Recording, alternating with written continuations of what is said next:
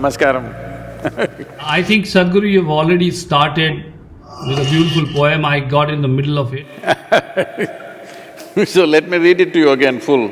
Yes, you have already set the mood. It is about my little finger, not a big subject. My little finger, it's called. Enough of this false poetry. I break my pen to see that none of it ever spills upon paper. But the green leaf sings its green poems, and the brown one, about to lose its perch upon the tree, murmurs its own. The bird upon the tree sets music to its own kind. The insects are ardent singers of their own bardery, and even the toads echo their grave verse. My heart has a mind of its own and sings away against my resolve. Now can my little finger be left behind?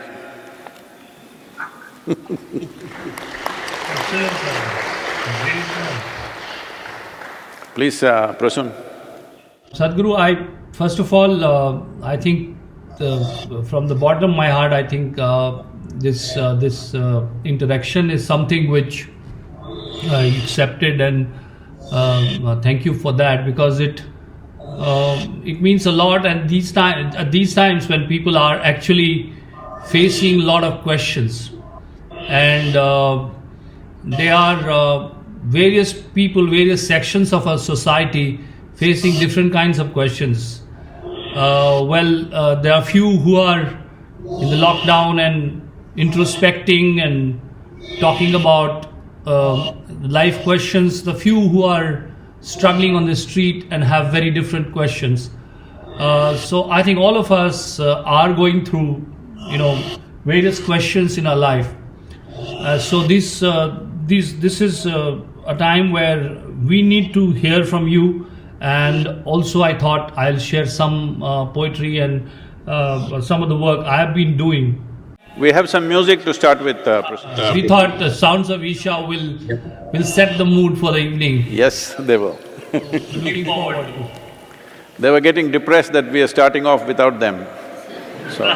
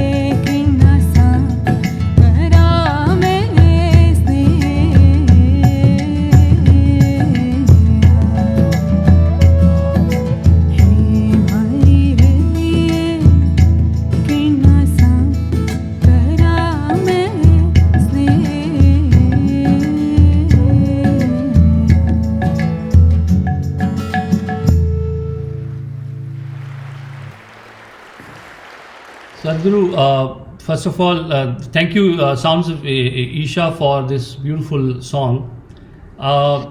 Before we start the evening, if you agree, I have finished a poem yesterday which I want to give to the musicians there, and towards the end of our discussion, if they can try, not forcing them. If they want to try till the very end of our discussion. Oh, are we talking for 3 days, Prasoon?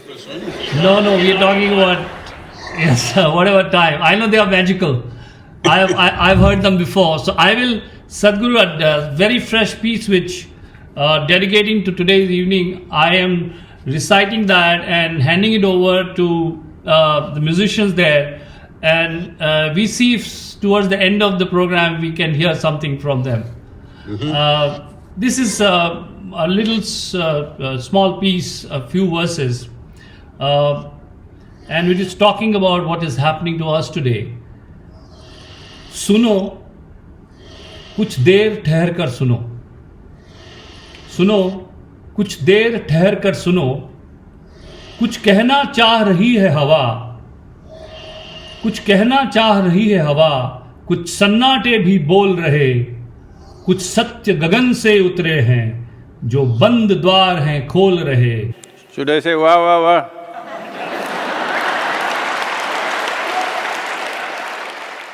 कहना चाह रही है हवा, कुछ सन्नाटे भी बोल रहे, कुछ सत्य गगन से उतरे हैं, जो बंद द्वार हैं खोल रहे.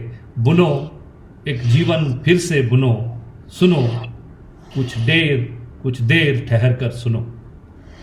अपनी गहराई में कूदो, अपनी गहराई में कूदो, सच्चे सिक्के मिल जाएंगे. अपनी लहरों से बात करो, सब उत्तर भी मिल जाएंगे.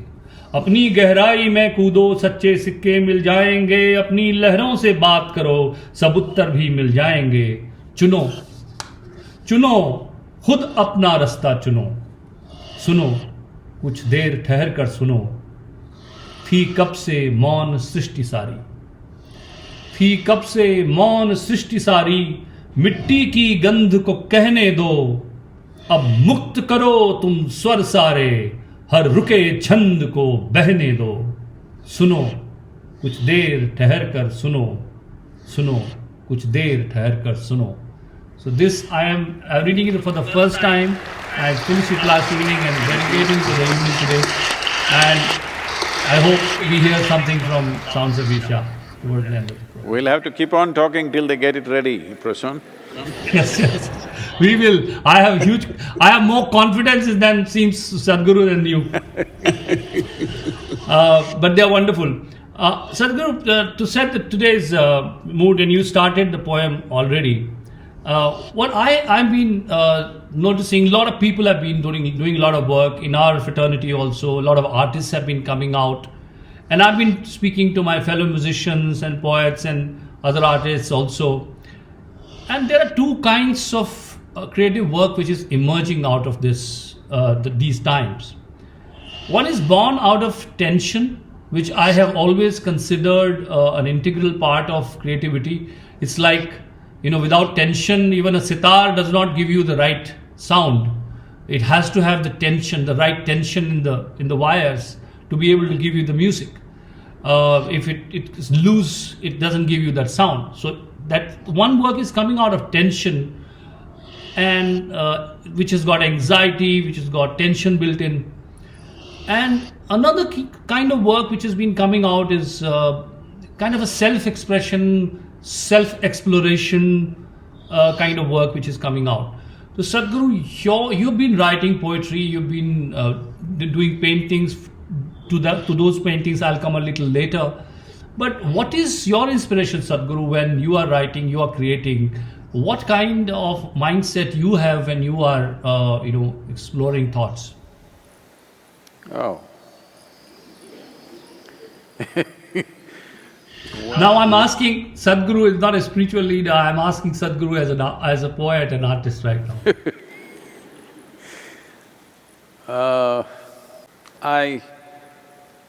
I don't definitely come out of tension. nor is it a self-expression of any kind. This will… maybe what I say will be little, what to say, off-key, or maybe even sounds little stupid, or maybe if you look at it from another side, it may look a bit arrogant probably. But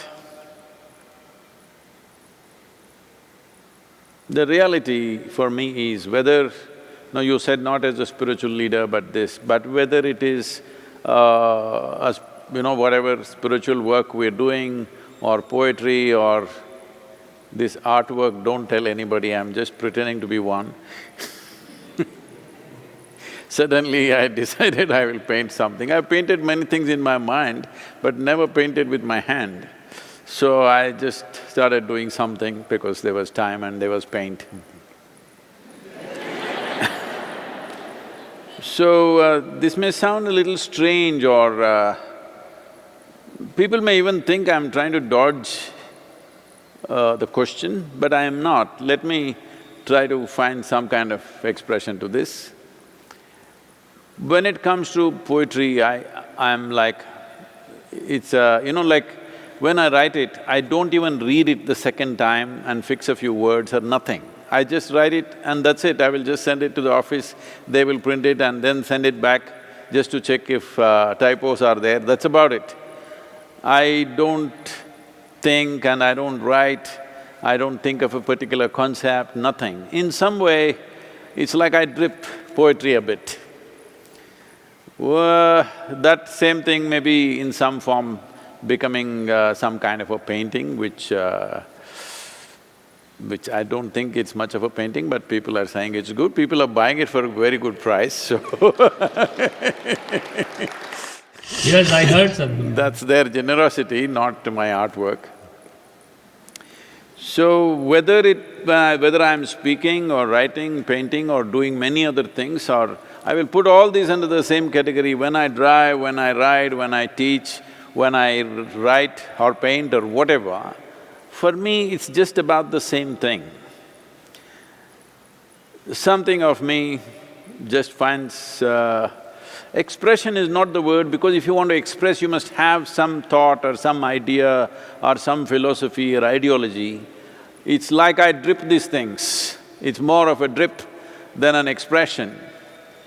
Well, sometimes if the situation… not me, I'm always willing. If the situation is willing, I will become a torrent, otherwise I will drip. Yeah, Sadhguru, for you, what I will, of course you are humble, so you will not say that, but people, if you are connected, I had written a number of times about being Zariya, तू जरिया मैं जरिया उसकी कृपा दरिया दरिया. The question… Please tell me in English, huh? What is that? Dariya? So, sir, the question is that… the thing is that you are not the electricity, you are the wire. And the electricity passes through you and you become by accident an artist. That's how I have expressed a number of times. I felt also that where did the thought come from? Sometimes you just feel that you are lucky that the thought happened to you. And so Sadhguru, one hand it is about being a medium or being expressing a medium, but where does then the craft come? Is creativity inborn? And we often hear that everybody is creative. What is your Sadhguru take on that? Or is everybody creative to begin with, but then we see some people create better, some people create well, some people pursue that. Is creativity inborn or is inculcated or is nurtured? I feel what we are looking at as creativity, whether it is poetry or painting or various other kinds, whether acting or whatever it is essentially coming from a keenness of attention. Certain people are very attentive to sounds and words and meanings, so they bounce back certain things. Certain people are very attentive to forms, colors, they will find expression in a different way. Certain people are very attentive to sounds, they may become, may be able to produce music very effortlessly, able to create those things. It is a question of attention. How keen and profound is your attention, that reflects in you in some way. So, a sense of what I've been trying to do, I'm using the word trying to do intentionally because I'm still trying to do, is to get millions of people to become really attentive. Attention without intention, simply intense attention, without any intention, not towards anything, simply attentive. If this one thing people do, every human being will be able to be very multi-dimensional. Creativity is very much possible. It's not that they have to practice, they have to do this or that. What is lacking in human being is attention. So what is taking away human attention is simply their own cerebral activity. People do not know how to handle their memory and their attention separately. Their memory always floods into their attention and clouds it all the time. This memory, this clouding of the memory, people may call as thought or emotion or whatever else they like to, but essentially it is the accumulated memory which interferes with one's attention. Otherwise, it is very natural for you to be attentive. When you're awake, you're attentive. How else can you be? It is only because memory seeps into every aspect. So, this is the fundamental work that I've always been trying to do, that people should be able to separate their memory, their attention and their imagination. Imagination is not a problem because imagination is an extrapolation of one's memory in many different ways. So, this simple aspect of life, that… See, all the animals are very keen attention, but they don't have a vivid sense of memory as we have. They have some memory, but not the kind of memory that human beings have. It's very vivid. Like as we saw it, we can remember, we can replay that whole thing, we can experience things that have happened 10 years ago, 25 years ago. Now instead of using this memory as a phenomenal capability, most people use this to cause misery to themselves. What is it that human beings are suffering? Most of the time they're suffering what happened 10 years ago. And they may be also suffering what may happen day after tomorrow. Right now these times are like that. People are already suffering what is yet to happen. Yes, Sadhguru, very well said. Sadhguru, so you're saying memory and and you talked about animals who are in a complete state of bliss out there. No, I did not say they are in bliss. No, they have their struggles, but they are not suffering their memory, they are suffering life. Human beings are just suffering memory most of the time. So where does the creative idea… See, the desire to self-express, where is it born? Is it born out of a certain restlessness inside or certain anxiety? Because otherwise, why do I want to express myself? What is the need in it basically? And especially, Sadhguru, in these times, as you said, people are turbulent, and I have seen a lot of expression coming out. If you see social media, and a lot of work has been coming out. All kinds of anxiety has been showing there. I'm not saying there are anxiety in work, but definitely great pieces of work also coming out. And one heard that in the times of somebody said that in the plague times Shakespeare went on to write a lot of stuff, and a lot of art has been born. If you look at Dadaism, which was after the World War, they started saying that why should art be special, and everything which is ordinary is art, so hence there is no art. So a lot of these questions happen when turbulent times comes. So is it important for creativity to have like a lake being shaken, or the calmness has been shaken? Is it important for creative work or ideas or poetry or music, an expression to come out of some sort of turbulence or anxiety? See, Prasoon, this needs to be explored in a certain way. The problem with most human beings is, unless you put a pin into them, they will be half alive most of the time. Inertia is a choice that people have taken too. Because of inertia, nothing may be happening. So if you sit on a sofa, you become half alive. But suppose somebody put a pin there, the moment you sit there, you will become fully alive. So, some people who are in that state, whenever threat comes, a war comes, or a pandemic comes, or something else comes, or in their own life some tragedy comes, then they will become concerned about life. It's an unfortunate way to be. You must have this concern every moment of your life. Concern is because of involvement, not because of being instigated by some situation. When your concern comes out of instigation of some terrible thing that is happening right now or it's impending right now, that is not the way. This is why I said attention. What is lacking is simple attention. We know life only to the extent we are attentive to it. What is the depth of your attention? Only to that extent do you experience life. If your attention is very profound, your experience of life is very profound. When your experience of life is very profound, will you definitely express it? Not necessarily. It may find expression in just the simple work that you're doing, it may find expression in poetry, music, whatever.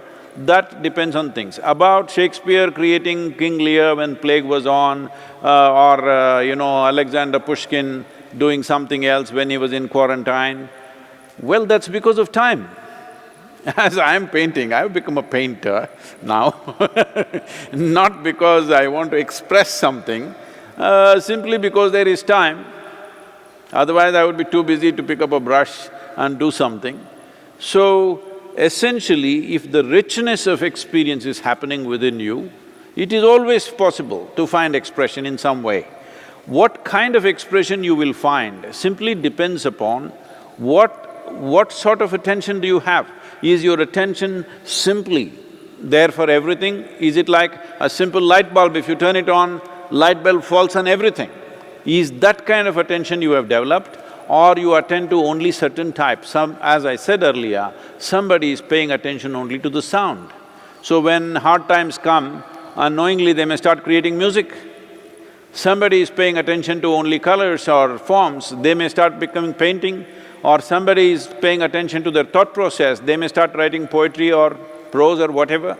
So essentially, most people can pay attention only to a certain thing that they think is of interest. To be able to pay attention to anything without discriminating what is of interest, what is not of interest, what is worth your attention, what is not worth your attention, this is a wrong way to look at life, because right now the virus, see what a right now I'm going to become extremely unpopular. Just see what a phenomenal thing it is, an invisible damn thing can make the whole humanity go down on its knees. So, the source of creation did not pay any less attention to creating a virus than creating a human being, obviously. So brilliant it is, we have no clue what to do with it. All our science, all our medical science, brilliant people all over the place, we still don't know what the hell to do, simply because virus is outsmarting us completely. So obviously the source of creation did not pay less attention to the virus than it paid to making you. When this is the nature of creation, who are you to decide what is worth paying attention, what is not worth paying attention? Yeah, so Sadhguru, do you think that virus has an equal claim on the life and on this earth, and we are sulking as a humankind far too much, and virus has an equal claim on the earth?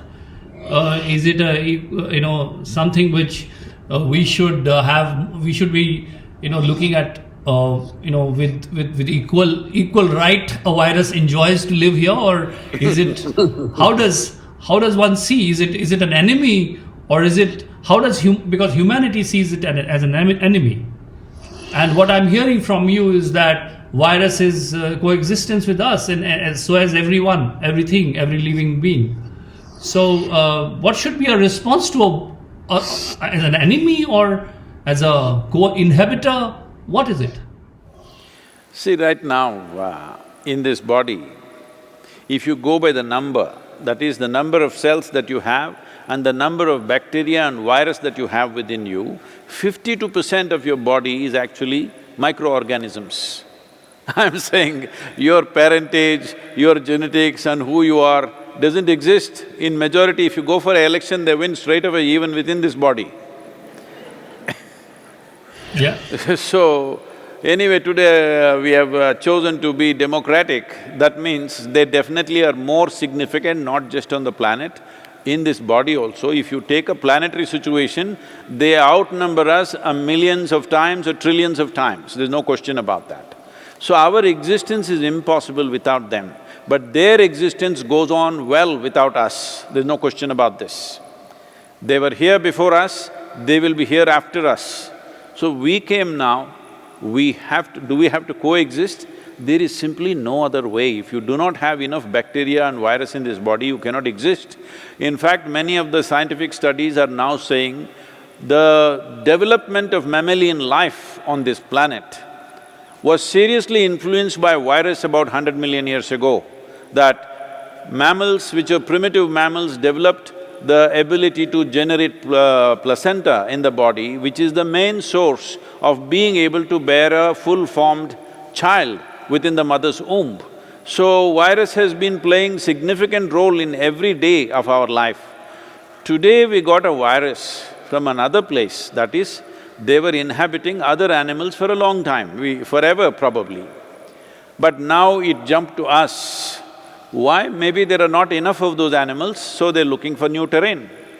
So even now, even with this virus, it is only killing those people. Virus has no intention to kill. Virus wants to live and the habitat is you. But it lives with such vigor, we don't have enough vigor to withstand that. So even now, it is killing only those vulnerable sections of population largely, because wherever immune system is not good enough, it's going down. As a generation of people in modern life, the way we are today, living in cities, living in always on paved surfaces, not being connected to the earth, our immune system, if you look at people who lived here 200 years ago, who tilled the land, who were constantly in contact with the soil, to those people and our immune system, I would say safely we are 50% less than what they were in terms of immunity.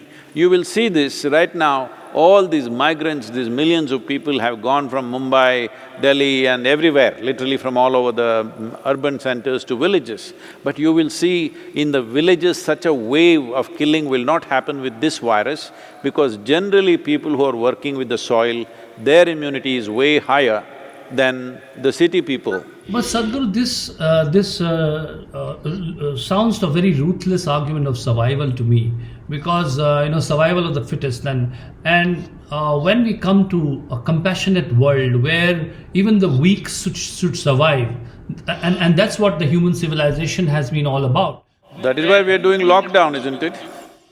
Yeah, but at the same time, if we consider virus something which is surviving with us or not an enemy of us, but all said and done, the human civilization we have created is created on compassion, on the fact that the weaker sections of our society, weaker people, even they are older people, the emotion of people survive, not necessarily the bodies. We were not interested in the fit bodies to be surviving. We were even considerate to people who are disabled. And we have to create a system which protects everyone around us. And that's the reason maybe we are so much in awe of people who have gone out and actually risk their lives for other people. And so Sadhguru, do you think that we will, if we talk about human civilization, we have come to a juncture where we'll have to actually truly decide which way we want to go from here, because these protected lives are also part of our master plan, that we are protecting each other, not necessarily the bare plan which used to be survival of the fittest in the jungle, where if you I was reading somewhere that the femur bone when, and that was circulating in social media quite a lot, that when people who couldn't walk started surviving, is when the human civilization had a turning point. Because before that, people who couldn't walk or for some reason are limping will be eaten by the predators. And the moment they started healing means somebody was taking care of them. And taking care of others became the basic nature of human civilization. So do you think from here, are we going to a more ruthless world where the fittest and more immunity, the people who have got more immunity will survive, and the ones we can't face it will finish off? But that's not the world we envisaged. That's not the human civilization we talked about. No, that is not at all what I was saying, Prasoon. What I'm saying is, nature or creation out of its magnanimity has given a certain sense of individuality or individual experience in our lives. But life doesn't happen as individual, life is happening as one whole. I'm saying this, without the participation of bacteria and virus, there is no such thing as human life. What I'm saying is, without us, they live well. Without them, there is no way for us to live. So, our idea of individuality, we have taken it too seriously. This is our problem. So, slowly we are becoming such glass bubbles that we are becoming devoid of life. All we have is our own thought and emotion. Our thought and emotion is a luxury when life is happening well. This is a luxury that creation has allowed us. First of all, the great luxury and magnanimity is, though we are nothing in this universe in terms of size and value and whatever in this cosmos, in spite of that, we have an individual experience. We can sit here and experience ourselves as individual self, which is not a small thing. It's a tremendous thing. It is out of that all this thought, emotion, philosophy, civilization, everything. Having said that, now people are, in different countries, they're proposing different kinds of philosophies. Somebody, in United States, they're saying, we have the freedom to have haircut. We don't like this lockdown, we want to have haircut, so we will go out. So we'll go out with guns and have haircut. In India, you saw they opened the liquor shops in Delhi and other places, you know what happened. So, these people are now throwing scientific language at you and say the only way out is herd immunity. Herd immunity means 70%, 60 to 70% of the population should get the infection, only then herd immunity will happen. Herd, the very word herd I don't like with reference to human beings but they are looking for herd immunity. They are not talking science, they are pitching for their own compulsions. They can't sit at home, they want to go out, they want to drink, they want to have a haircut. So, if we go for herd immunity, we will wipe out the geriatric population. We will wipe out all those vulnerable segments of population. For some reason, their immune system is down. I was not talking about that. I am talking about the way we are forming life right now, the way we are living in the cities. We are living in such a way that our life itself, the very life breath is weak. If you live like that, every single virus that comes by in the next few decades or centuries, every one of them will threaten our existence. This is because we've lost connection with how life happens. Life doesn't happen just here, life is happening all around. You need to imbibe it all the time. Otherwise, your life is of no substance, it will go away. Sadhguru, this constant struggle with nature, and please you can throw light on this.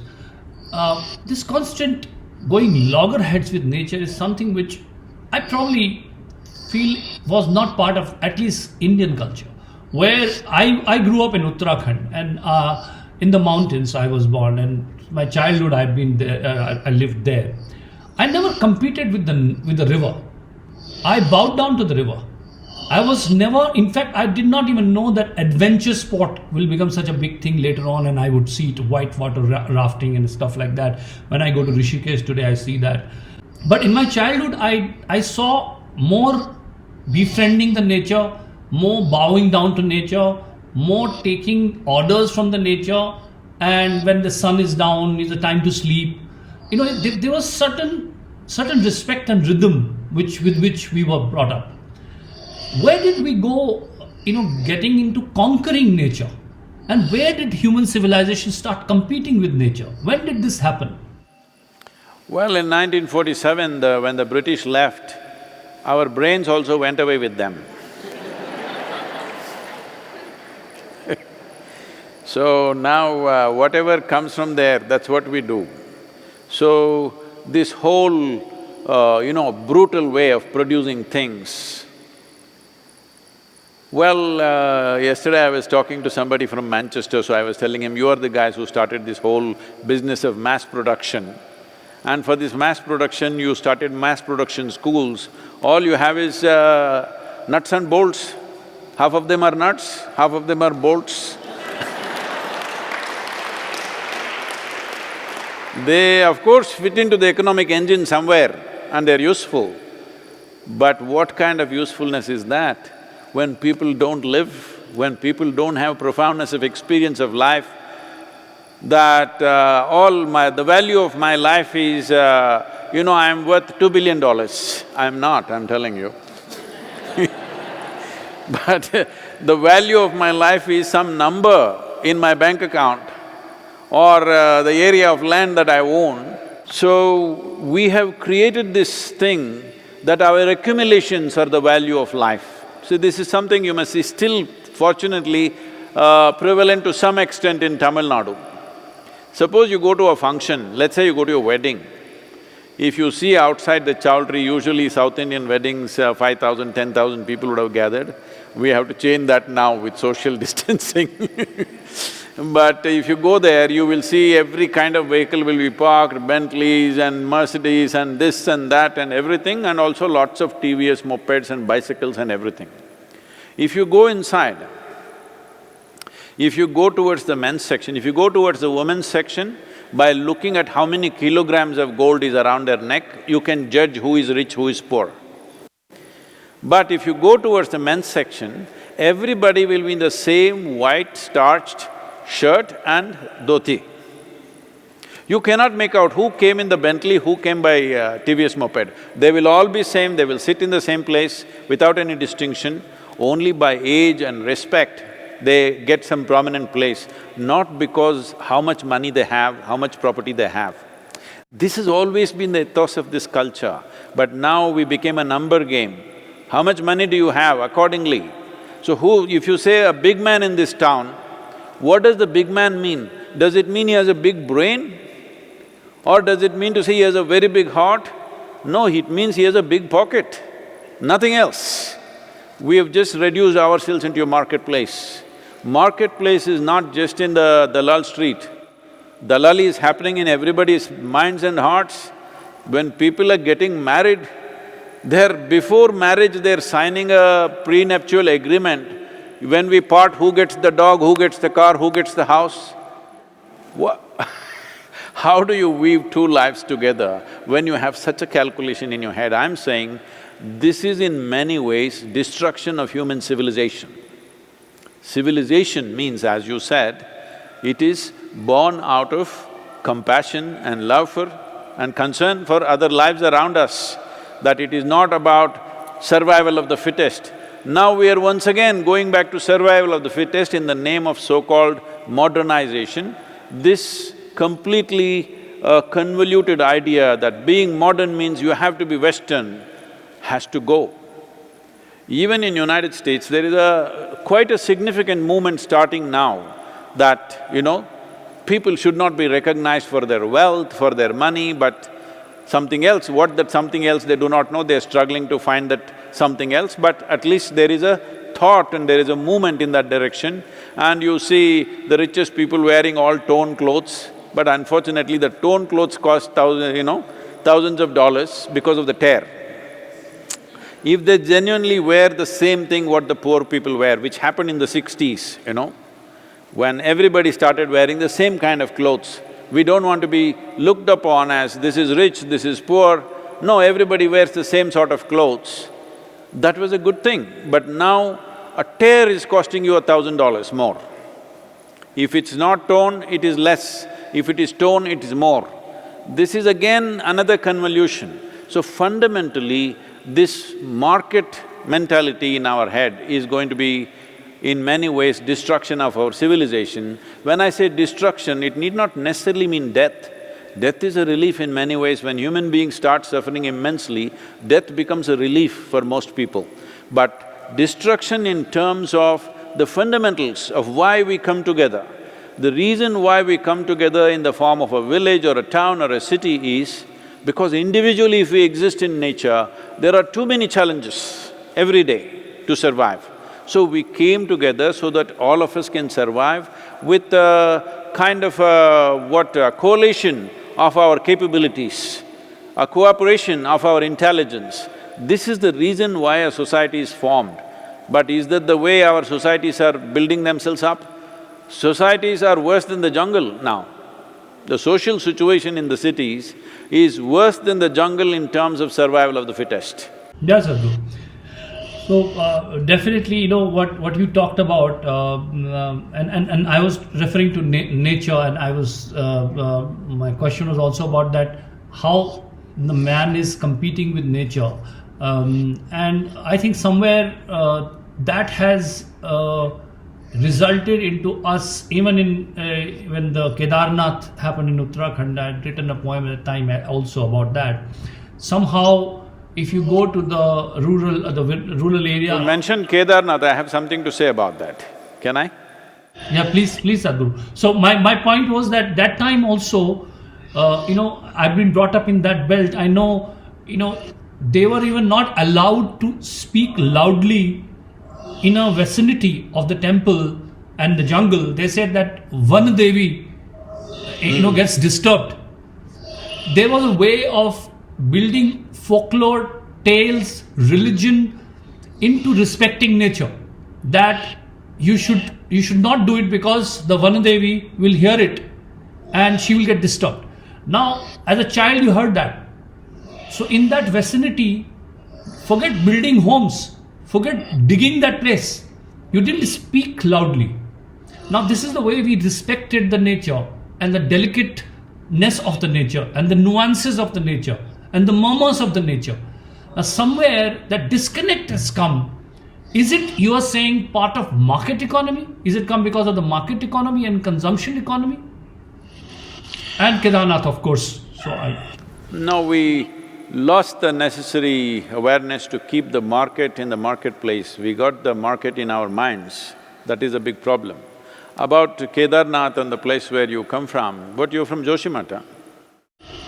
That side only. I am from Almora, but yes, that the whole Garhwal belt, Kumaon belt, yeah. Say, from the age of 19, 27 years, every year I trekked that region, the Chardham region. Mostly alone, and later on I started taking a few people with me. So, about Kedar, I don't know how many dozen times I've been there. But I didn't stop at Kedar, I went further up to a place called Kanti Sarovar. This place is very important for us because this is where Adi Yogi first started his first yoga program for the 7 disciples of his, today known as the Saptarishis, began in that place. So, when I went there to this Kanti Sarovar, it's a glacial lake. This is what burst and became a flood a few years ago. So when I went there, I saw this is a glacial lake, an incredibly beautiful place. And every year, because the glacier pushes this rubble, and rubble has become like a dam and it holds the water there. And when I went there the first time, when I came down, I met an army captain and because those days even getting a chapati was a big problem. It was not like how it is today, too many tourists and all that. So I went to the army camp to get myself a meal. So he invited me and he was interested in who I am and we were talking. Then I saw that Kanti Sarovar is sitting up there, a dam which is just by pebbles, rubble that is moved by the glacier. So inevitably, once in whatever number of years, some geologist or somebody can make a calculation, but in my simple calculation, I know maybe once in 50, 60 or 100 years' time, inevitably that lake has to burst and come down. And now, if the lake bursts and come down, where it will come, that valley, there they've built all these silly hotels. Hotels means very basic dwellings at that time. And above all, the army camp was also in that valley. Then I said, see, all these idiots, they've put up this stuff right here. When the lake opens up one day, it'll wash them out. That is, they have no sense of anything, they've put it up there. But how can the army engineers put it here? Where is your sense of strategy? That you put army camp also in this. One part of the army camp was also into the valley, one part was built on a higher ground.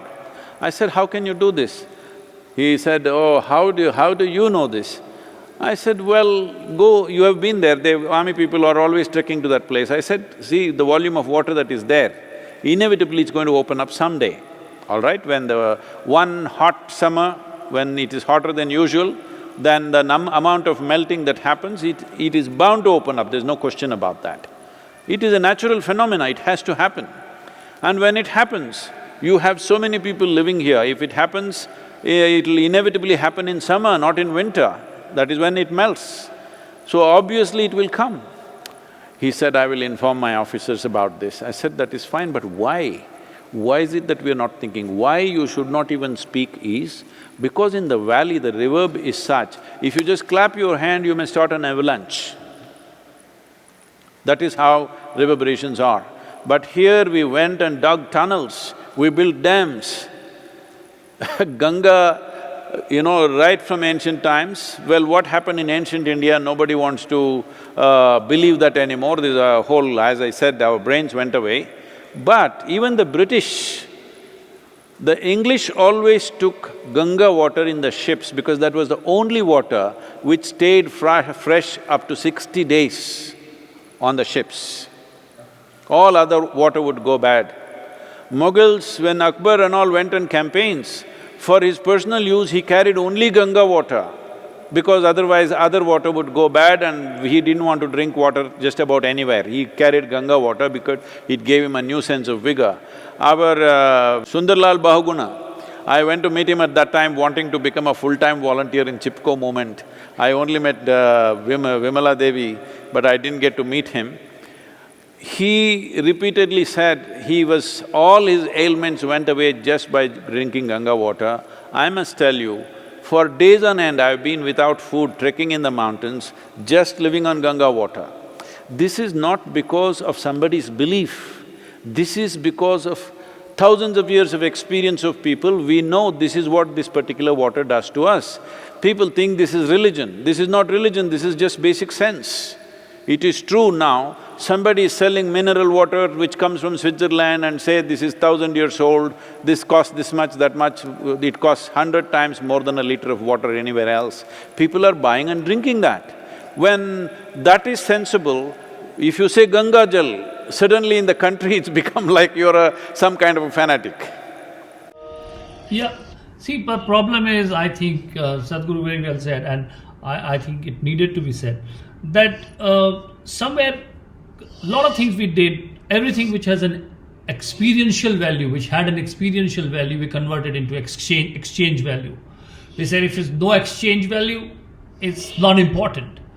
A fire goes and burns a jungle, it's not important and reportable for a journalist because it does not have exchange value. A oil tanker bursts, suddenly because the market fluctuates because of that, suddenly it becomes important. So anything which does not have exchange value became unimportant for us. Somewhere I think I would want a little bit move to poetry as we had decided today, and I think one poem I wanted to read is that is us in whom all kinds of people reside. You're not one. You have other people living in you. You have various sides of you. So this poem is called Tujhme Koi Aur Rehta Hai. And then I would, Sadhguru, of course, we would be requesting you to also recite some work because this is a combination of poetry and also I have to definitely ask you a question about your painting. तुझ में कोई और रहता है. Somebody else resides in you. But I'll read it and explain it to you later. तुझ में कोई और रहता है, गौर से सुनना बीच बीच में, जाने वो क्या क्या कहता है. तुझ में कोई और रहता है. तेरी हरियाली के अंदर एक टीला है रेगिस्तानी. तेरी हरियाली के अंदर एक टीला है रेगिस्तानी. एक संतुलित तू है और तुझ में ही रहती है नादानी. एक संतुलित तू है और तुझ में ही रहती है नादानी. घाव छुपा है पर बहता है, तुझ में कोई और रहता है. गौर से सुनना बीच बीच में, जाने वो क्या क्या कहता है. आंगन में जो वृक्ष खड़े हैं, आंगन में जो वृक्ष खड़े हैं, सब तुमने ही बोए एक दिन.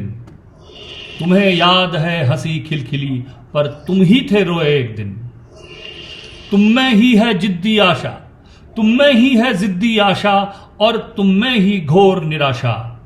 तुम ही गोटी चलते हो और तुम ही फेंक रहे हो पासा. तुम में ही है जिद्दी आशा और तुम में ही घोर निराशा. तुम ही गोटी चलते हो और तुम ही फेंक रहे हो पासा. अपने जुल्म खुद ही सहता है, तुझ में कोई और रहता है. ये मन की नारंगी चीरो, ये मन की नारंगी चीरो, फांक फांक तुम ही हो सारे. इच्छाओं के इस कमरे में नींद तुम्हारी, स्वप्न तुम्हारे. खुद करता है खुद भरता है, तुझ में कोई और रहता है. तुम ही चांद के शीतल प्रेमी, तुम ही अग्नि को हो उकसाते. तुम ही चांद के शीतल प्रेमी, तुम ही अग्नि को हो उकसाते. तुम ही शांति का दूत बने हो, तुम ही रक्त को हो दहकाते. फिर भी रंग कौन भरता है, तुझ में कोई और रहता है. गौर से सुनना बीच बीच में, जाने वो क्या क्या कहता है. Sadhguru, this is about exploring yourself, and the stupidity or the destruction resides in very much in you, and it depends which chord has been struck, and that's where someone like you, Sadhguru, comes in, who strikes and evokes the right side of you. Do you think, Sadhguru, in a human mind or human being, the good and bad resides together?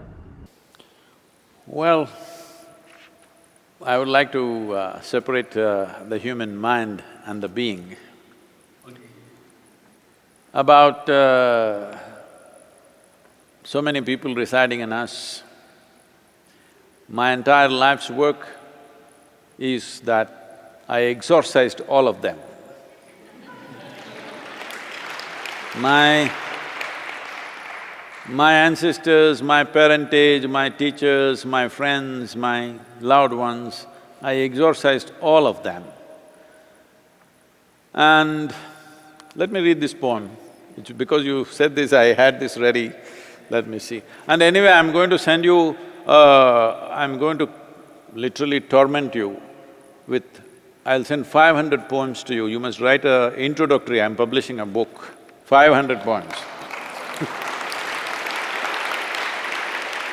So, this is called empty page.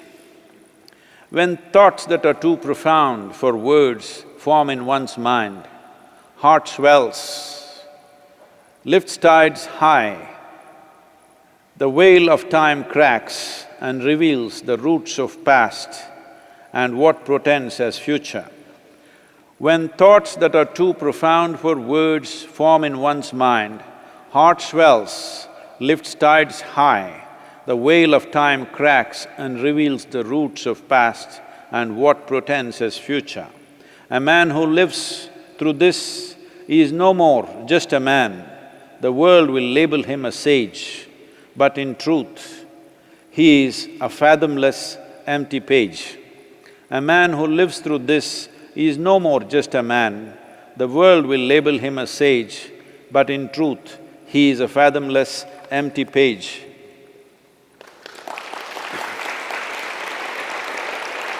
Nice, very nice.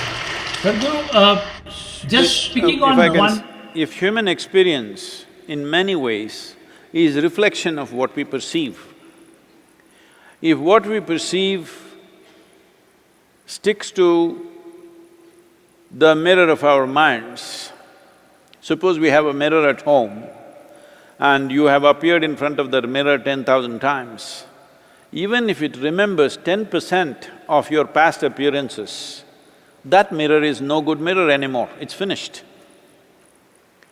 You have a mirror, it reflects you perfectly well right now. The moment you're gone, totally gone, no memory left. So, the entire spiritual work is just about that. You want to exorcise your parents, your friends, your loved ones, your ancestors, your genetic values, your even evolutionary memory, so that when you sit here, you sit like an empty page. So all these people who reside within us means, in some way, we are yet to become an individual, because an individual means something that is not further divisible. If there is a crowd inside, this is the only reason why it is so hard to transform people, because they have loved ones in their heart. They are willing to give up their enemies, at least outwardly, but they have things that they like, they can't give up. With a crowd inside, you cannot go through transformation. To transform, first of all, you must have a form. A crowd never has a form, it's a nebulous piece of thing. As you said, this moment you are a symbol of peace, next moment you're violent, next moment you're this, next moment you're that, simply because a crowd is always a nebulous form, it is not a form. So when we talk about transformation, the first step is to become a form. It is just reverse of what you want. First you become a form, you become an individual form, then only you can transform. If you remain a crowd, there is no room for transformation. You can just make the crowd more complex by peppering it with more stuff. But Sadhguru is a great thought, but at the same time, going back to what we were talking earlier, now India has been a collective society where your existence, your individuality did not matter that much as now me, myself, people started talking, children are talking about me time, you're talking about me being very, very important. In fact, I was trying to see, and people are saying that, we have become more participative, interactive, and if you go back to the tribal culture, I think even art is very collective. You see the tribal dancers, there is no active performer and a passive audience. There is an active performer and an active audience, where they are co-creating something, they are together. In folk songs, I've seen and been participated in folk songs, and you see that people get up, sit down, they perform together. There is not an individual which is trying to outshine you. And if I have become a seeker of individuality, don't you think this individualism will lead into a society which is very selfish? See, there is something called an individual, which is a nature's gift to us. Creation's magnanimity has been showered upon us that we are individuals. Individualism or individuality is something that you philosophize your individuality and try to build something else out of it. Now, when you say this society was not individualistic, that is not so, because this is the only culture which has been talking about individual mukti, individual transformation. Everywhere else they've been talking about collective stuff, and that's the reason why today individualism is spreading from the West, not from the East. But here also we have become more West than West, that's a different matter, but I'm talking about West and East more metaphorically, not necessarily geographically. So, when we say we are a society, if you look at all the religious teachings in the Western cultures, everything, they always talked about the herd and the flock should grow together. That will never happen with a human being. Individuals will always grow as individuals. But individualism is a reaction to this flock that they forcefully made. When you make them flocks, now there will rise individualism. Here, every individual was always allowed to seek his own spiritual path. It doesn't matter. See, right now, in every other religion, Once you say this is the word of God, you must just follow that because God has said it.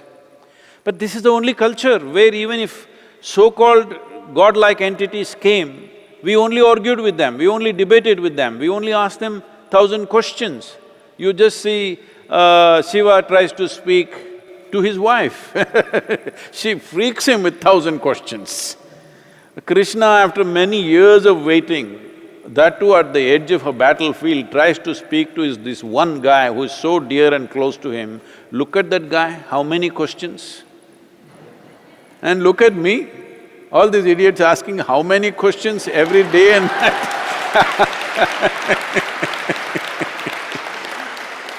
Because in this culture, individual growth is most important. So this is what logical mind fails to understand. Growth does not mean you will become a big individual. Growth means your individuality dissolves and you become universal. But instead of being an individual, you try to make a herd. Then in reaction, people develop philosophies of individualism. This me time has come now. Time is there for all of us. Who is stopping you? What is this me time? Me time means you get lost, that's me time. Sadhguru, I absolutely understand what you're saying, and final dissolving and finding oneself. What I meant was this 4 line I'll read. See, I have used the metaphor of, a diya, a lamp, quite a lot. And mostly I've used it in a sense that the one which fights with the storm and, shines. But I was talking about the mothers, the silent people in our lives, our relatives, our teachers, who are different kind of lamp. And I said, I wrote this kind of a little humor in it. बहुत ही घरेलू दिए हो तुम. Very domesticated lamp you are. बहुत ही घरेलू दिए हो तुम, दूसरों के लिए जिए हो तुम. बहुत ही घरेलू दिए हो तुम, दूसरों के लिए जिए हो तुम. कोई त्योहार भी मना लेते, बस तपस्या ही क्यों लिए हो तुम. बहुत ही घरेलू दिए हो तुम, दूसरों के लिए जिए हो तुम. कोई त्योहार भी मना लेते, बस तपस्या ही क्यों लिए हो तुम. कुछ हवाओं से गर झगड़ते तुम, if you fought with the storms. कुछ हवाओं से गर झगड़ते तुम, एक अलग रुतबा तुमको मिल जाता. जिक्र गजलों में करता कोई और, कोई गीतों में तुमको भी गाता. कुछ हवाओं से गर झगड़ते तुम, एक अलग रुतबा तुमको मिल जाता. जिक्र गजलों में करता कोई और, कोई गीतों में तुमको भी गाता. होंठ अपने मगर सिए हो तुम, बहुत ही घरेलू दिए हो तुम, दूसरों के लिए जिए हो तुम. So this is a different kind of lamp I was talking about. And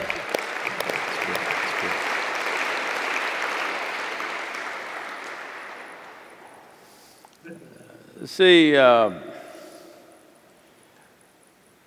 if we look at our own mothers, please, whoever will listen to this carefully, because I am not saying this with any disrespect or without appreciation of what these Garelu Diye people without them life is not the same, okay? So, let's say we take our mothers as example. If we look at it from outside, in today's context, the way people are looking at life in today's context, not when we were growing up, we did not see it that way. Now when we look at it from today's context, how everybody is talking about me time, such a thing never occurred to our mothers, no me time. Because, is it because they're selfless service, they're dedicated? It's not like that. It is just that they formed their identity little larger than themselves. For them, me was my family. So, this situation happened when I was about 12 years of age. I mean, today, I know, especially in the West and also in urban centers in India, it's becoming necessary that mothers have to tell their children every few days, I love you, otherwise children will question, do you really love me or not? Because They want something, if you don't get it, suddenly a doubt arises whether my mother loves me or not, my friend's mother loves him more than my mother loves me, this kind of things are happening. Such things never happened to us, nor did our mothers ever say, "I love you" to us. Never once my mother ever said, "I love you." But that was never in question, she lived for us. It's not even that such a thought existed that she lived for us and all this. But there was no such questions because they created an ambience where such things did not arise. So when I was around 12 years of age, she had this, I don't know if I have to call it a habit or a weakness or an insight, that she would end up sharing things with me like I am almost like her elder brother. She never treated me as the youngest child in the family. I was never treated that way, I was not cuddled, I was not carried, because I didn't like those things right from a very early age.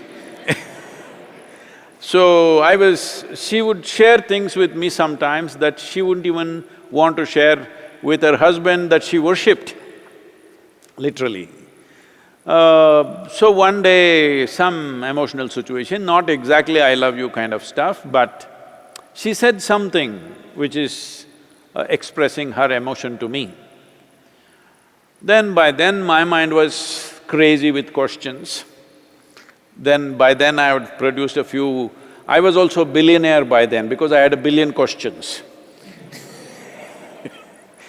So, when she expressed this, I asked her, "Suppose I was born in the next house, would you still feel this way about me?" I thought it was just a question, but her eyes welled up with tears and she walked away. I thought, what did I do wrong? I just asked a question. But after about 10-15 minutes, she came and I was still there. And she came and touched my feet, like she would do to some elder. She came and held my feet and did like this.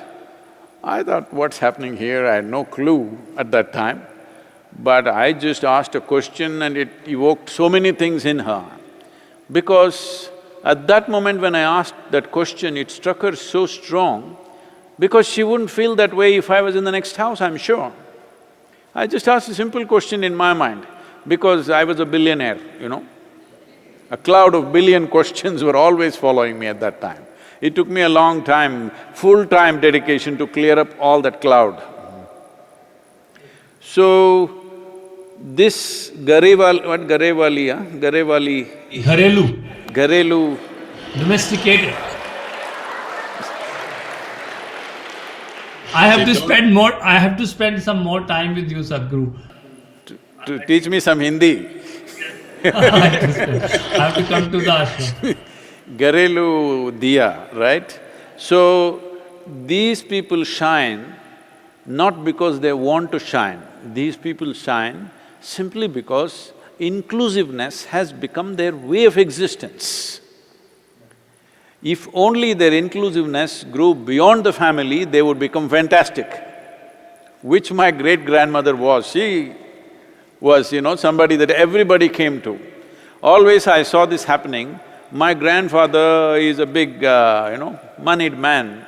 Every day in the morning transactions happen, people come for payments, this, that, and there he handles it in his own way. Like a king, he sits there and deals with things. In the backyard, my great-grandmother sits there. After they're done with horrible transactions with my grandfather, they will always come to visit her. They have no need to visit her. She is not going to give them a rupee because she doesn't have any. But they come there simply because they like to be with her. They'll simply hang around. She will just abuse them nicely, lovingly abuse each one of them. The more she abuses them, the more they love her. So her inclusiveness went beyond the family. Suddenly people almost looked at her worshipfully simply because of that. So what we say as mother, a few days ago was Mother's Day, today is some nurse day, whatever. All these things, what it means is, somewhere your care and concern went beyond your individual nature. You did not take your individuality too seriously. Nature has given you this out of magnanimity that you have individual experience. Don't become too serious about it because that is not true. when the virus comes, at least you must realize you are not really an individual. They are living within you. Exactly. Well said, Sadhguru. I think to your point, and I think if these mothers and these grandmothers and these were too individualistic, and if they did not were not ready to subsume their identities and look after us, we would be. I think we've talked about it earlier that we never called them working women. We called them non-working women because they did not bring paycheck. They were having a love affair. Yes. Yes, their love affair with not just with one man, their love affair with whatever they considered as theirs, absolute love affair, totally, all the time. Yes, and I think we are the product of that care and love and that love affair, and I think we have not done badly. So I think that whole structure was somehow very good. Sadhguru, coming to your painting, I think I was intrigued, and I always look at your work with a lot of admiration and respect. And I have also asked you earlier, so your imagery of snake. Now, of course, you have talked a lot about snakes and the significance of it, and especially the audience who is sitting there, they are much enlightened. But I still would want you to talk about why does in your subconscious to the conscious, everywhere this occurs a lot. What is the significance of snakes? And also, why does it connect? Why does it connect with all of us? All of us get mesmerized, entangled, intrigued, inquisitive about seeing snakes in any form. What is that so mystical about snakes? Oh, you opened up a Pandora.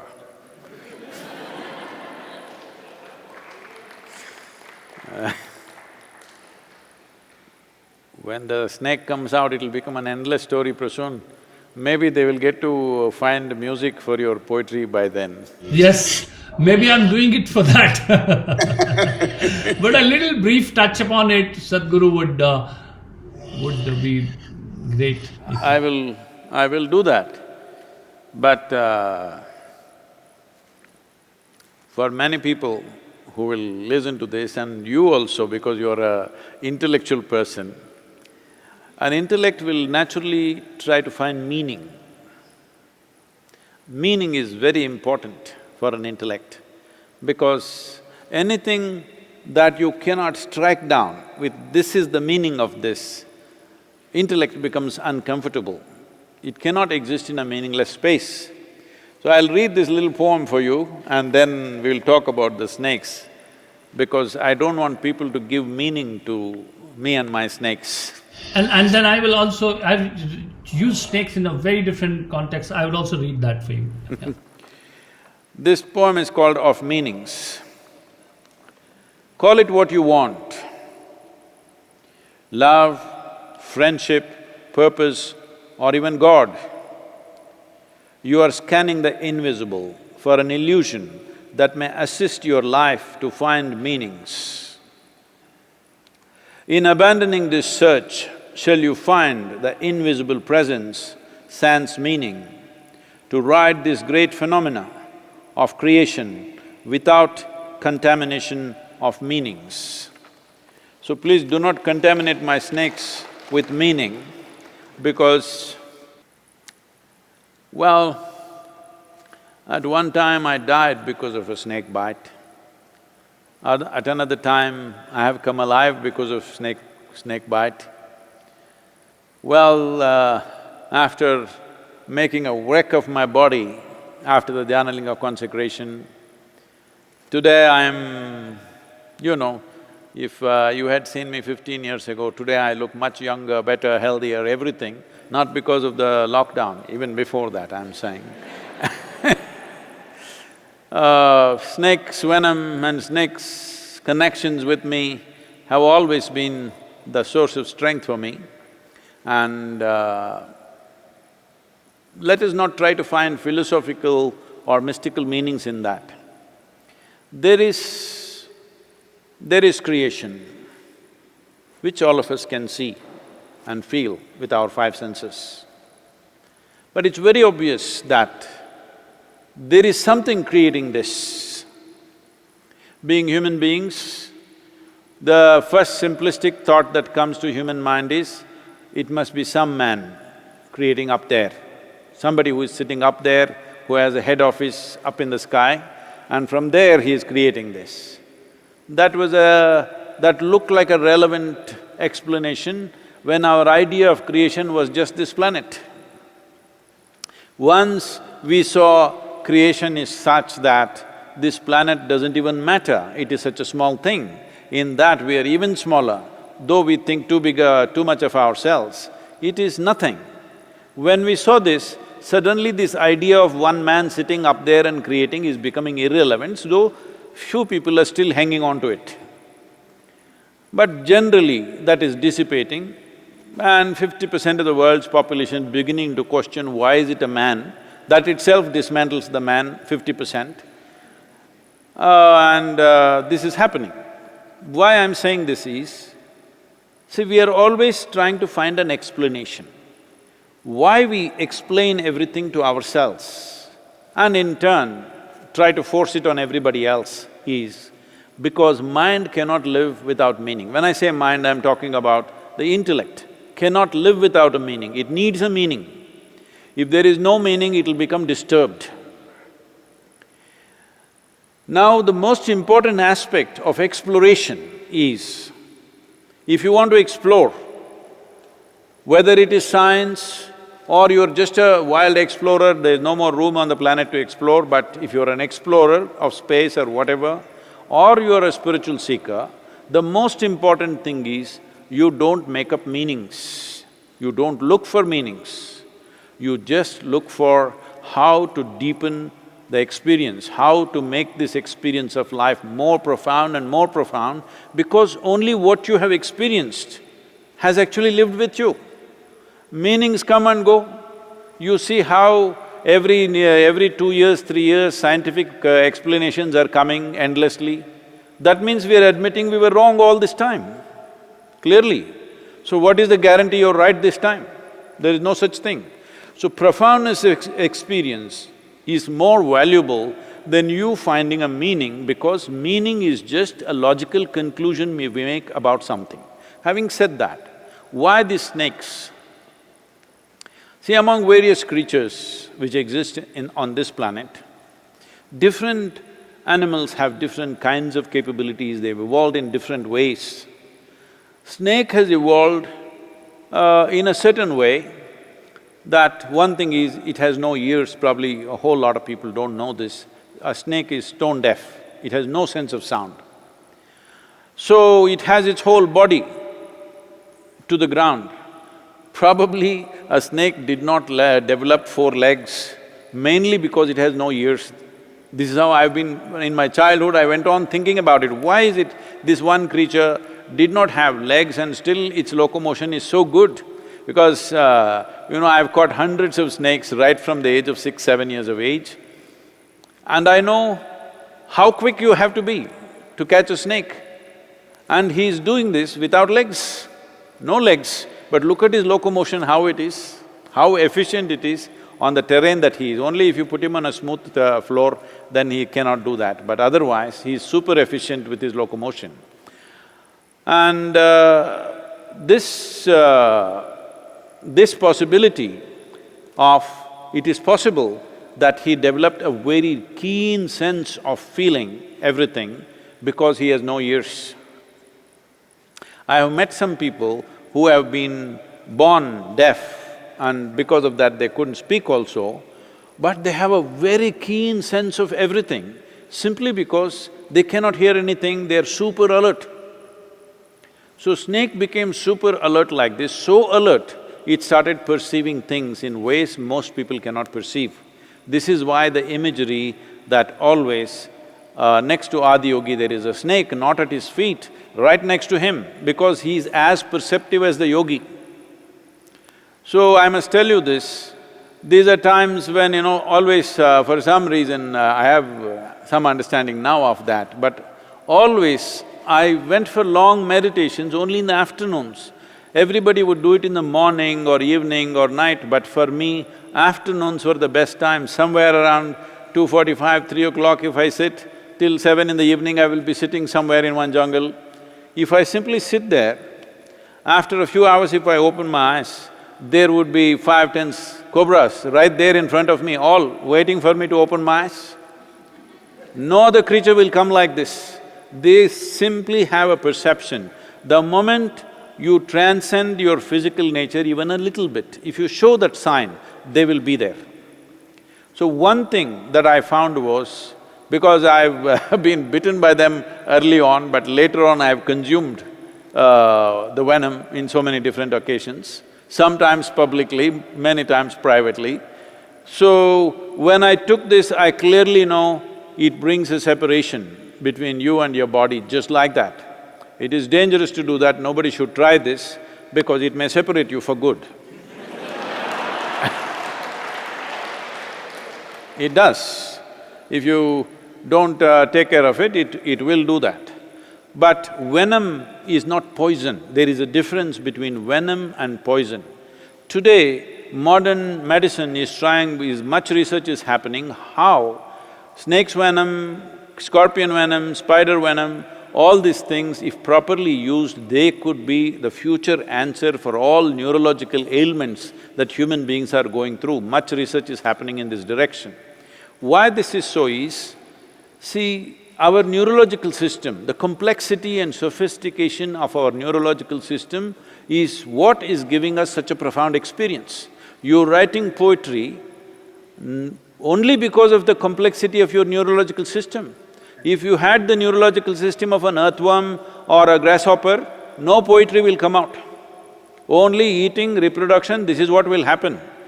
This whole thing of experiencing life in a certain way with a certain sensitivity and be able to express this, all this is because we have the most complex neurological system. And this venom triggers the neurological system in a certain way. Well, when it comes to death by snake bite, it works differently. Some venoms work on neurological system, some on pulmonary system, that's a different matter. But still, venom has a significant impact on one's perception if you know how to make use of it. So in this context, by possessing that venom, snake has become competent to perceive things in a certain way, if you know how to handle them. See, this is one thing, if you have… because they are always going by your chemistry, you can go in the jungle and just pick up a venomous snake just like that, not by holding by his head and all, just like that. If you just take him, he will simply come. You show a little bit of anxiety, he will immediately go for you. When I walked around in the jungles all by myself, people used to always wonder how I survive, where is the food? Largely I survived on honey. All I did was, I took my motorcycle petrol tube, which was just 15 to 18 inches long, and huge hives will be there in the Western Ghats, and they will always build in such a way on that kind of a branch where a bear cannot come. An average sloth bear weighs anywhere between 75 to 80 to 85 kilograms. So it builds on that kind of a branch that if a bear comes, it will shake and it will know. So I am just about that weight at that time. I am around just over 70 kilograms, maybe a few kilograms less than a bear. So I crawl up slowly and I stick the petrol tube and drink. These are big black beasts. If 8, 10 of them bite you in your face, the swelling that it causes, you will not be able to breathe and you will die. If you open your mouth and if it bites inside your mouth, just one will do, it will kill you. But they won't bite you. Many times I'm drinking, up to a liter of honey from these hives, sticking my pipe, they think I'm one of them. Don't think this is the being I'm talking about. Because sometimes the honey is all over my lips and mouth, sometimes few of them come and sit here, but simply I keep drinking. But if you show little anxiety, they'll immediately go for you. All these creatures which have venom have a special capability of perception. So snakes became very significant for me in many ways. Whenever I have to do something significant, they simply appear in my life, always. Thank you, Sadhguru. I will read this poem, and this is something which talking about the venom, as you said. But I have used snake as snake is surprised to see me after biting me. Snake is looking at me and is very surprised that I haven't died. So this is the poem about that. It's not only about me or a person, it's about Indian civilization, it's about India, it's about us, it's about the culture, it's about, so a lot of metaphors you will see coming, but it's all about being used, or as a civilization being used to wish and how to absorb the venom. सर्प क्यों इतने चकित हो, सर्प क्यों इतने चकित हो, दंश का अभ्यस्त हूं, पी रहा हूं विष युगों से, सत्य हूं आश्वस्त हूं। सर्प क्यों इतने चकित हो, दंश का अभ्यस्त हूं, पी रहा हूं विष युगों से, सत्य हूं आश्वस्त हूं। ये मेरी माटी लिए है गंध मेरे रक्त की, ये मेरी माटी लिए है गंध मेरे रक्त की, जो कहानी कह रही है मौन की, अभिव्यक्त की। मैं अभय लेकर चलूंगा, ना व्यथित ना त्रस्त हूं। सर्प क्यों इतने चकित हो, दंश का अभ्यस्त हूं। वक्ष पर हर घाव से अंकुर मेरे उगते रहे, वक्ष पर हर घाव से अंकुर मेरे उगते रहे, और थे वे मृत्यु भय से जो सदा झुकते रहे। वक्ष पर हर घाव से अंकुर मेरे उगते रहे, और थे वे मृत्यु भय से जो सदा झुकते रहे। भस्म की संतान हूं मैं, भस्म की संतान हूं मैं कभी ना ध्वस्त हूं। सर्प क्यों इतने चकित हो, दंश का अभ्यस्त हूं। है मेरा उद्गम कहां पर, है मेरा उद्गम कहां पर, और कहां गंतव्य है, दिख रहा है सत्य मुझको रूप जिसका भव्य है मेरा उद्गम कहां पर और कहां गंतव्य है, दिख रहा है सत्य मुझको रूप जिसका भव्य है। मैं स्वयं की खोज में कितने युगों से व्यस्त हूं। सर्प क्यों इतने चकित हो, दंश का अभ्यस्त हूं। है मुझे संज्ञान इसका, है मुझे संज्ञान इसका, बुलबुला हूं सृष्टि में, एक लघु सी बूंद हूं मैं, एक शाश्वत वृष्टि में। है मुझे संज्ञान इसका, बुलबुला हूं सृष्टि में, एक लघु सी बूंद हूं मैं, एक शाश्वत वृष्टि में। है नहीं सागर को पाना, है नहीं सागर को पाना, मैं नदी संन्यस्त हूं। सर्प क्यों इतने चकित हो, दंश का अभ्यस्त हूं। पी रहा हूं विष युगों से, सत्य हूं आश्वस्त हूं।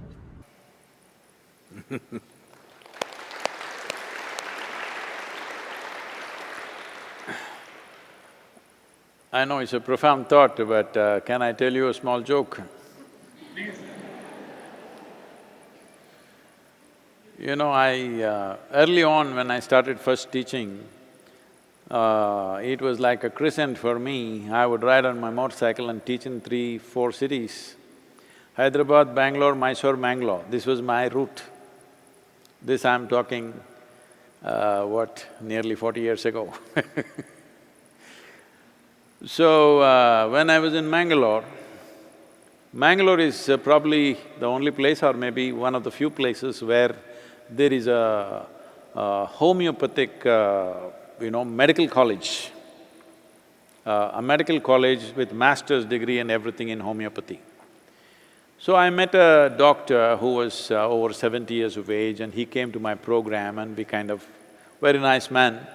And we met a few times and we had conversations. After a few years, when I did not go back to Mangalore for almost maybe 5-6 years, then I just went back and I thought I should meet him, and I walked into his clinic. He was still keeping a clinic, he was over 70. As I was walking in, I saw an advertisement that somebody had put up some local medicine which is a kind of an antidote for all kinds of snake venoms. I looked at this. Because I know enough about snake venoms, I've been bitten by them. There are some which will affect your cardiovascular system, some will affect your neurological system. They're definitely different and they need different kinds of antidotes. So when I was in the course of conversation with him, I said, how did you allow somebody to put up this board in front of your clinic? because somebody claims there's a common antidote for everything. So, he's a very wise man. He said, the thing is, 90% of the snakes in India are non-poisonous, so it works 90% of the time.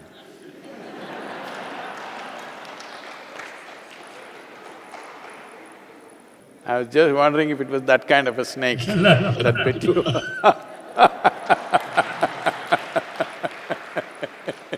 Sadhguru, we are definitely moving into, I think we had already planned for an hour, we have kept on going. A couple of more questions around the times we are going through. A lot of people are spending a lot of time with their loved ones and themselves. So two people they are spending most time with these days in the lockdowns, either with their loved ones, whom they felt they love and they are feeling the overdose of them. And they are peeling off layers and layers and they are telling each other, all the layers have been peeled off, now nothing is left out there. You will have to rediscover me altogether. And another one is that people who are spending time with oneself and very uncomfortable, in fact, even that, and then we hear that there is, in the West, of course, I'm hearing when I talk to my counterparts in US and New York, I all hear is the mental tension and mental health of the employees of the various organizations in the lockdown.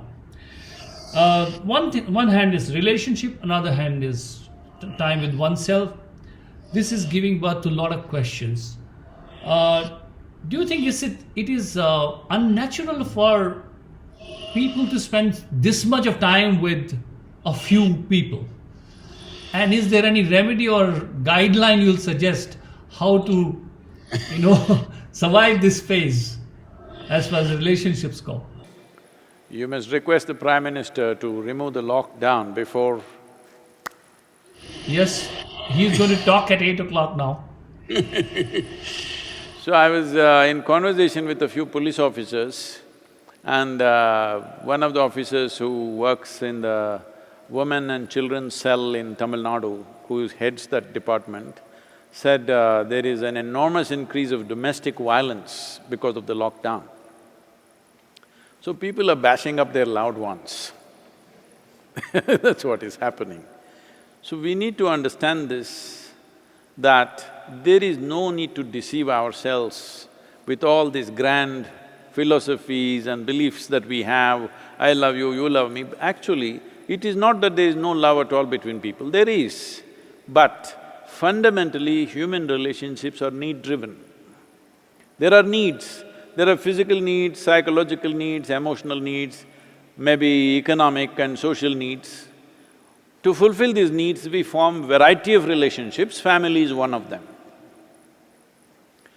So we kind of exaggerate these things into such an unrealistic space.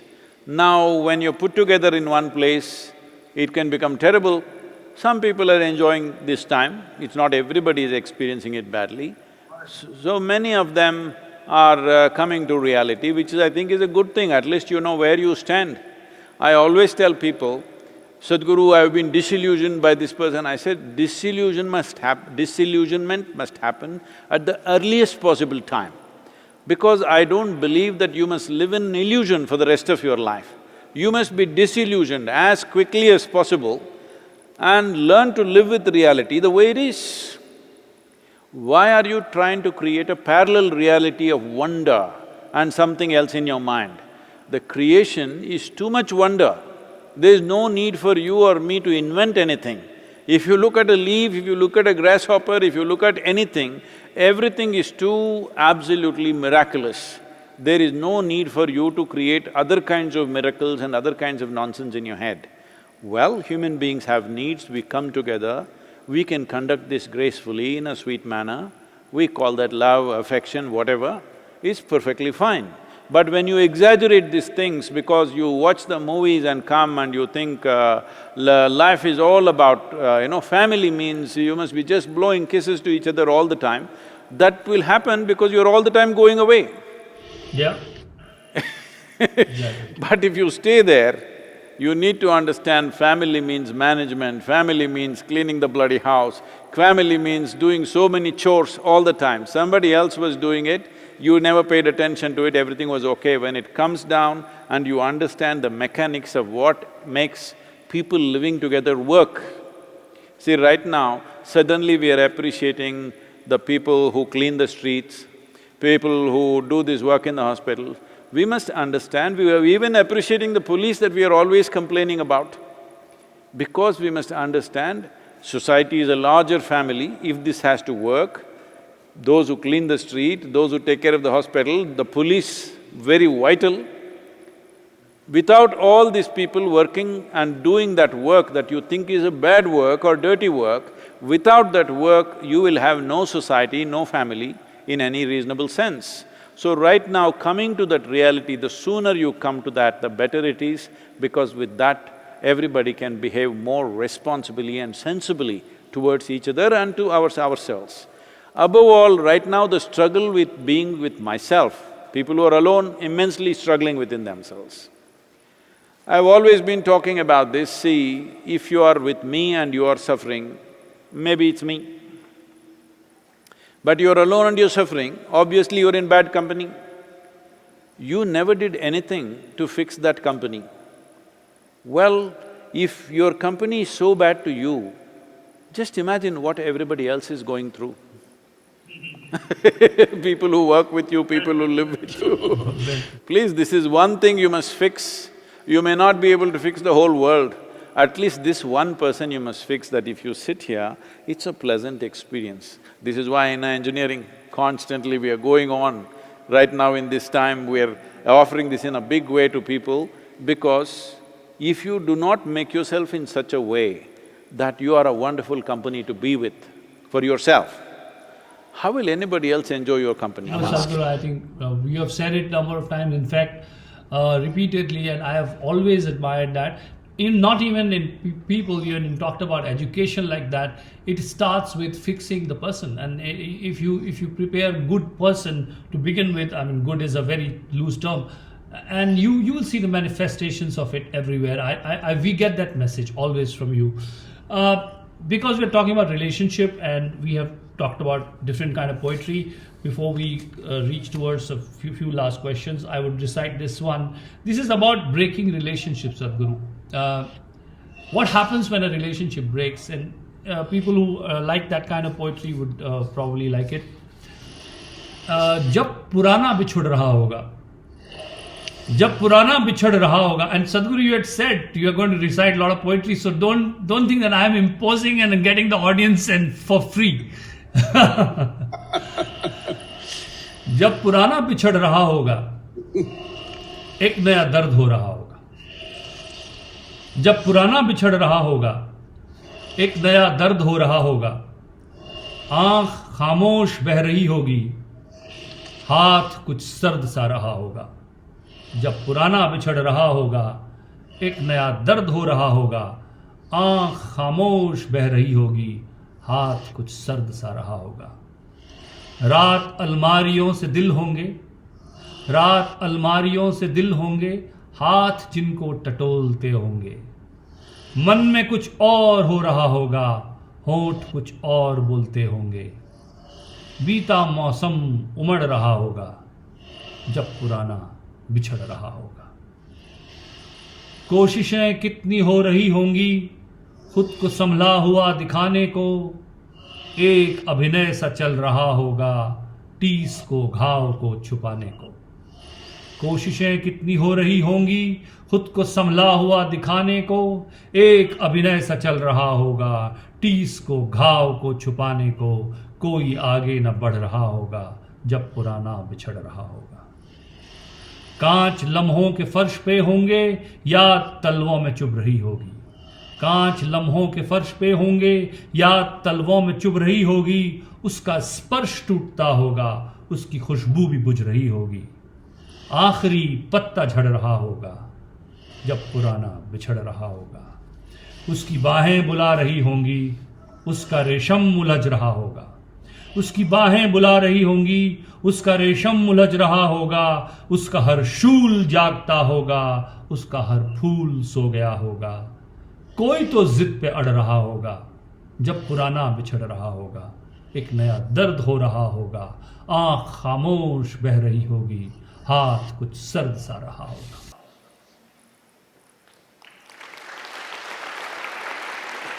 So this was just, I found an opportunity that I never recited this. All the work I was trying to recite today is all fresh, new, so because in the presence of Sadhguru, I'll never get that, that great sort of blessing and his, audience.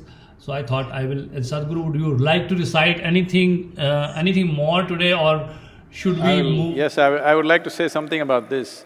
See, in the Hindi cinema, the town in which you live, this cinema is still talking about, man-woman coming together, breaking up. There was no breaking up. 30 years ago in Hindi cinema, there was no such thing as breaking up. They were talking janam, janam, janam. Now, it is evolved into a place where they come together, they break up and miserable things happen, all this. But if you go to Hollywood, they're talking about clash of worlds, different worlds, aliens coming and clashing. So this is just expanding from one to another.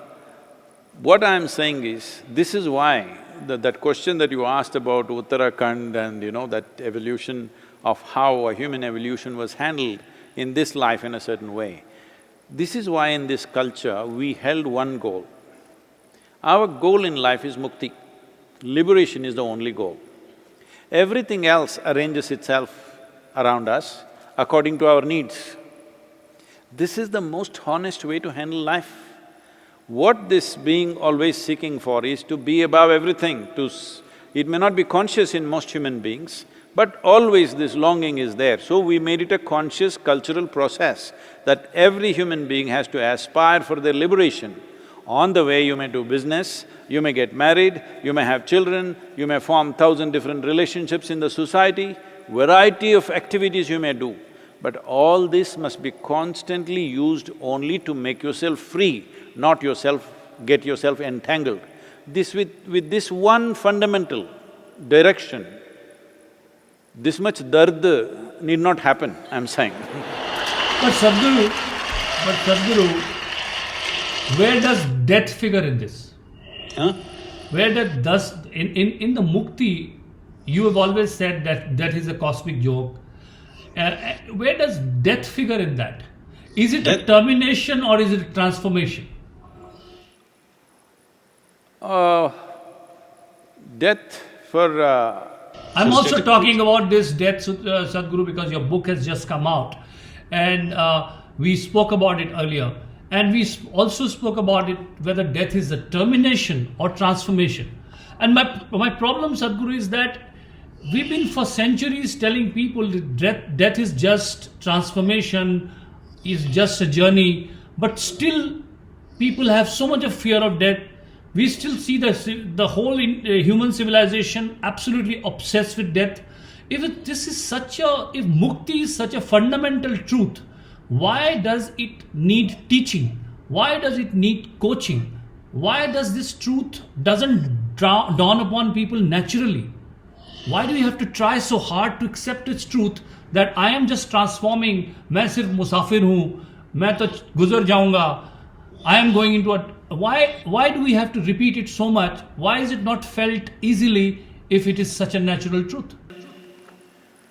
See, is it true that it is natural for every human being, wherever they are striving to be something more than what they are right now. This is mukti. But only problem is, because of variety of things that have happened to them, they're seeking an ultimate possibility in installments. There is no human being who is not striving to be something more. Now when they get little sick, they may say, I don't want anything more. Tomorrow morning if they're well, again they're ready, they want something more. This something more may be happening in terms of money, wealth, power, pleasure, love, whatever. Whatever their currency, whatever they know best, in that form they will seek. But essentially what they're seeking is, they want expansion. How much expansion if you look at it? They want limitless expansion. Well, that is mukti, is death a termination. If you are identified, if your entire experience of life is limited to your physical framework of life, definitely it's a termination. But if your experience of life has gone beyond your physical form, when I say gone beyond your physical form, most people are not conscious on a day-to-day basis that they were born as little children and slowly they accumulated this body over a period of time. So what we accumulate cannot be us, it can only be ours. So now our identification with our physical form or the framework that we call as body has become so total. This is the fundamental ignorance. Because of that, we go in installments, because physical form can only expand in installments. The moment your experience of life goes beyond that, then mukti is not after death. When you must live in mukti, that's the most important thing. You must live in absolute freedom and liberation. So, let me read a short poem that these are all lockdown poems. All I'm reading today are lockdown poems. Because they're giving me time. They'll be good to liberate. This is called as human. Even when at home, I longed for home.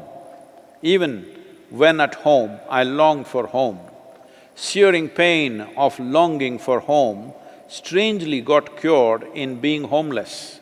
Searing pain of longing for home strangely got cured in being homeless. When the walls of home dissolved, a pristine home, unwalled and unfettered, devoid of love, affection or companions, blossomed. A pristine home, unwalled, unfettered, devoid of love, affection or companions, blossomed. Shall I call it my being? So, see, we are the only creature on this planet who is being referred to right now as a being. We don't call a tiger being or an elephant being or anything else. Only a human is a being. What this means is, you have the capacity to be the way you want. I said capacity. This doesn't mean everybody is exploring that capacity. Now the struggle of, whatever the relationship struggle, this, that, everything, is just that you are surrendering your capacity to be. You are making yourself into a bundle of thoughts, emotions, ideas, opinions and prejudices that you formed in your life. Well, these are things that you acquired, but you are a human being, that means you know how to be. If you know how to be, you are naturally liberated, there's nothing else. Because it is the entanglements are only in your body and in your mind. The accumulation of body and accumulation of mind, if you create a little bit of space between that and you, this is the end of all entanglement, this is the end of all suffering also. So, right now we believe that if there is no suffering, there will be no profoundness. Because I'm not saying this in any derogatory way, that is the way society experiences and cinema expresses. You are born with pain, you live with pain, you will die with pain, all these songs are there, Yep. Darad se hi something something. Sadhguru, when we talk about creativity and I feel that whatever needed to be created has been created by the Almighty. The nature is biggest creator. We just have a vantage point. Life, the same river which I experience at the river bank as a quiet, shanta, someone who is struggling with the waves experiences at the river as aggressive. The same river from different vantage points is experienced very differently. And I see creative work like that. What has been created is already there. It's just that we experience it in our own unique way. And I think whether it's a relationship of two people, whether it's your relationship with God, your relationship with nature, I think we have our own unique way of experiencing that, and that's what creates creative work.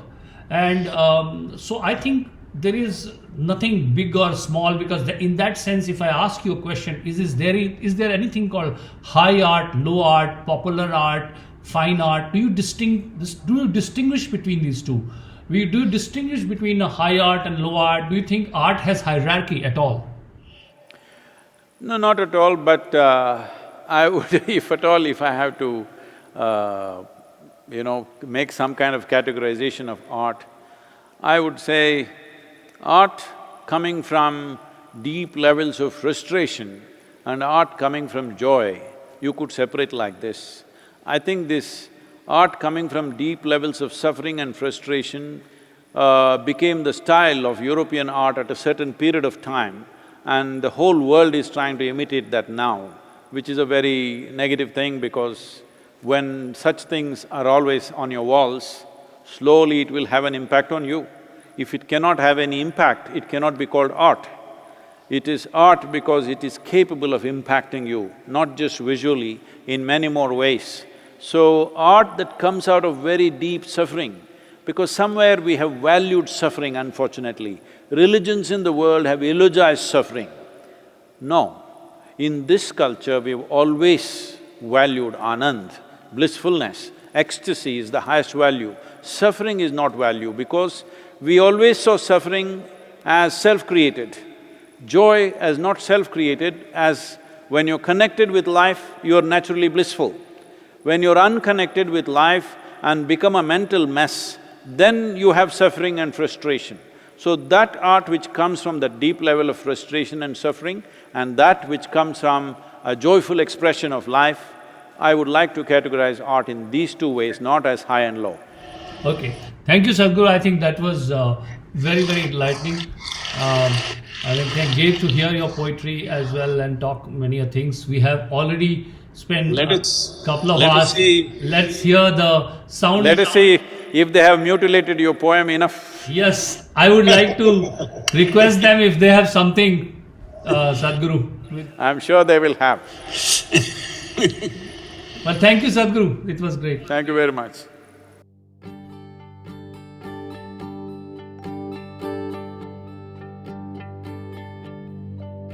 कुछ कहना चाह रही है हवा, कुछ सन्नाटे भी बोल रहे, बोल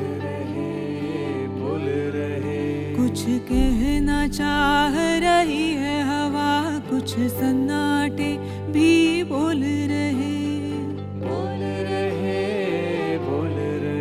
कुछ सत्य गगन से उतरे हैं, जो बंद द्वार है खोल रहे, खोल रहे, खोल रहे। कुछ सत्य गगन से उतरे हैं, जो बंद द्वार है खोल रहे, जो बंद द्वार है खोल रहे, जो बंद द्वार है खोल रहे।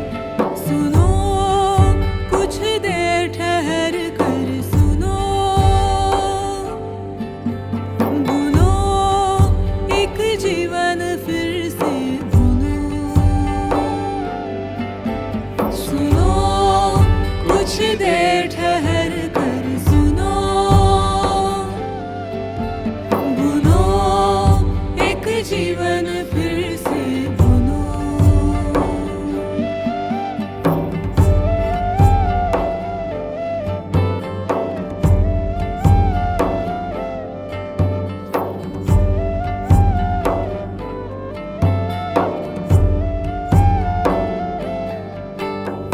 अपनी गहराई में कूदो, सच्चे सिक्के मिल जाएंगे। अपनी लहरों से बात करो, सब उत्तर भी मिल जाएंगे। अपनी गहराई में कूदो, सच्चे सिक्के मिल जाएंगे। अपनी लहरों से बात करो, सब उत्तर भी मिल जाएंगे। सुनो कुछ देर ठहर कर सुनो, चुनो खुद अपना रास्ता चुनो। सुनो कुछ देर ठहर कर सुनो,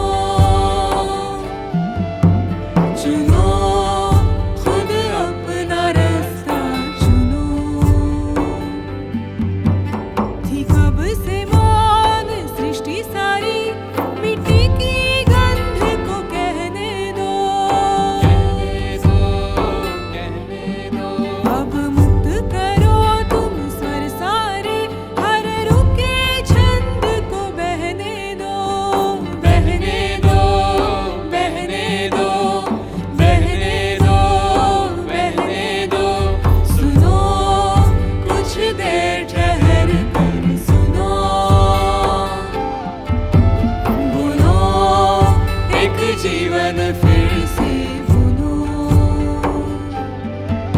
बुनो एक जीवन फिर से बुनो, बुनो एक जीवन फिर से बुनो।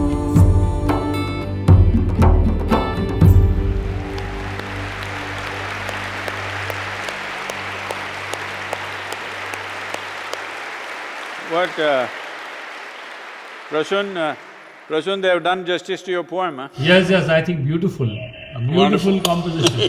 And I think this should be performed by them, and I would be happy because I think what the tune also has captured the longing for a solution in this, and I think which has come out very well. But Sadhguru, it was a privilege as always to have the conversation with you, and look forward to the lockdown opening and physically being able to sit with you and talk. But technology has done a great job, and thank you to everyone and Isha there today to be able to organize this, and it was wonderful, and everybody who's there, God bless. Thank you. Thank you, Prasoon. Blessings to you and family.